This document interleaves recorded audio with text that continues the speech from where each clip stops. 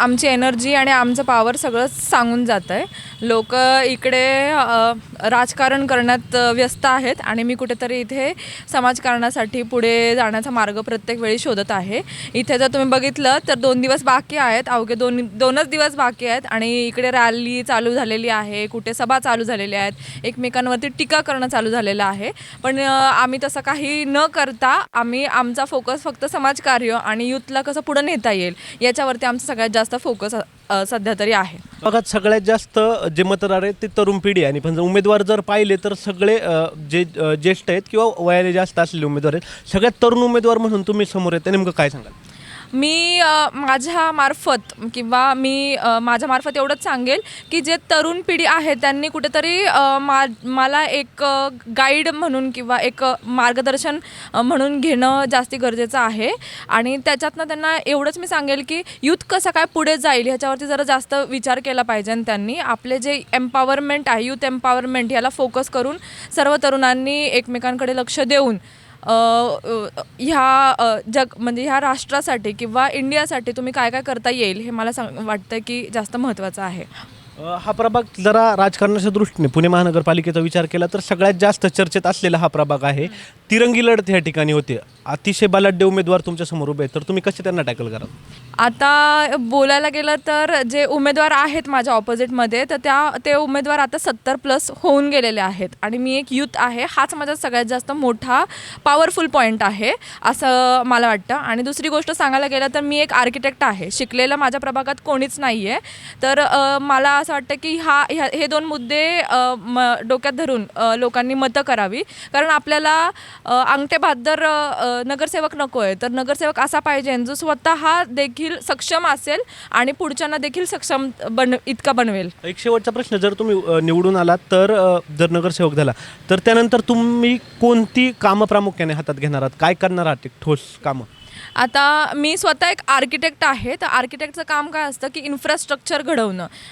Infrastructure म्हणजे फक्त पाणी, पाईपलाईन ह्या त्या गोष्टी नसून आपले जे रोड आहे, आपला जर प्रभाग बघितला तर इतका सुंदर प्रभाग आहे आणि 15 वर्षात त्याच्यामध्ये ट्रॅफिकची जी गोष्ट 15 वर्षापूर्वी होतं, जे नगरसेवक 15 वर्षापूर्वी निवडून आले होते त्यांच्या वेळेसही ट्रॅफिकची समस्या होती आणि आत्ता तर ती तो प्रॉब्लेम दुपटीने वाढत गेलेला आहे. तर मला असं वाटतं की ट्रॅफिक ही जी समस्या आहे ती सर्वात जास्त आपण त्याच्यावरती कॉन्सन्ट्रेट करून ट्रॅफिक हा पूर्ण नील करायचा प्रयत्न करणार आहे.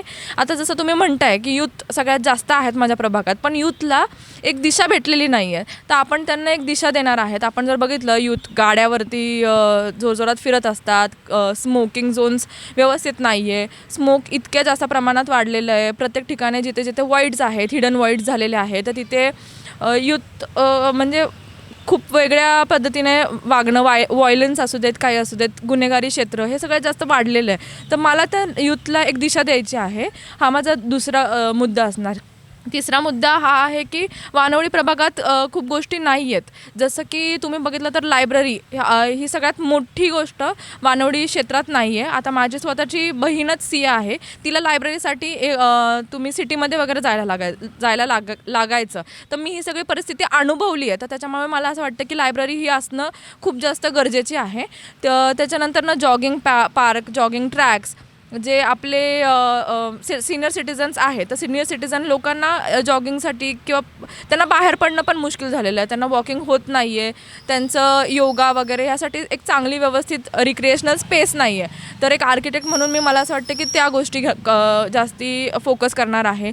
मुलांना चिल्ड्रन्स प्ले एरिया नाही आहे, तर चिल्ड्रन्स प्ले एरियाचा आपण जास्ती फोकस करणार आहे. तर ते 2-2, 3-3 किलोमीटर लांब आहे, तर का नाही छोटे छोटे वॉइड्स जे क्रिएट झालेले आहेत तर त्या वर्ड्समध्ये आपण त्या गोष्टी देणं. आणि सगळ्यात मोठी गोष्ट जी आता आपल्या देशामध्ये चाललेली आहे तर वुमेन एम्पॉवरमेंट किंवा जे आपलं सेल्फ डिफेन्स आहे, तर त्याच्यावरती माझा जास्त भर असणार आहे. इथे जे यूथ आहेत, जे यंग लोक आहेत, तर त्यांना आपण जो सेल्फ डिफेन्स शिकवतो आहे. आपण ऑलरेडी आपण चालू केलेलं आहे सेल्फ डिफेन्ससाठी, लाठीकाठी असू देत किंवा अन्य ज्या गोष्टी आहेत वुमेन्ससाठी जे आपण सेल्फ डिफेन्स करणार आहोत, तर ते सगळं आपण ऑलरेडी चालू केलेले आहेत. ताई, एक शेवटचा प्रश्न, तुम्ही रॅली करताय, प्रचार करताय, युवकांचा असेल किंवा नागरिकांचा असेल, या भागातल्या खूप प्रतिसाद तुम्हाला मिळतोय, तर त्याविषयी काय सांगाल? काय जे नागरिकांचं जे तुमच्यावर प्रेम आहे त्याविषयी काय? मी सध्या तर म्हणजे एवढंच सांगेल की मतं देताना लोकांनी आणि एक एज्युकेटेड यूथ याच्याकडे जास्त फोकस केलेला आहे. त्यांना आता परत परत रिपीट टेलिकास्ट तोच नको आहे. 15 वर्ष ज्यांनी इथे नगरसेवक म्हणून निवडून आले तर ते 15 वर्षापर्यंतपासून ज्या गोष्टी घडत आहेत त्या गोष्टी घडतच चाललेल्या, त्याच्यात काही बदल नाही झालेला. त्याच्यामुळे लोकांना आता नवीन चेहरा आणि यूथ हा सगळ्यात जास्त महत्त्वाचा मुद्दा आहे त्यांचा.